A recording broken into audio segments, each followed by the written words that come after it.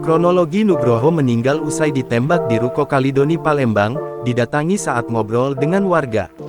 Kasus penembakan Nugroho alias Nunung, 51, yang terjadi di Jalan H. Azhari Komplek Villa Residence 2, Kecamatan Kalidoni, Senin, tanggal 2 September tahun 2024 membuat polisi langsung bergerak mengungkap kasus ini.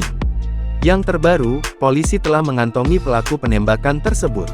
Seperti diketahui, Nunung tewas dengan luka tembakan di pipi menembus ke kepala bagian belakang dan bersimbah darah ketika sedang berada di sebuah ruko kosong.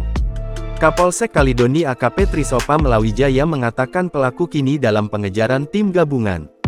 Iya benar, tersangka sudah kami kantongi identitasnya. Pengejaran dilakukan tim gabungan Polsek Kalidoni, Satreskrim Polrestabes Palembang, dan Jatanras Polda Sumsel, ujar Trisopa saat dikonfirmasi. Kronologi peristiwa tersebut terjadi sekitar pukul 11 waktu Indonesia Barat.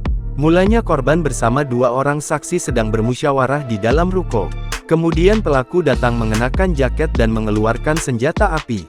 Tiba-tiba datang pelaku langsung masuk ke dalam dan langsung membuka jaket serta mengambil sepucuk diduga pistol dari balik baju dan langsung menodongkan kepada korban.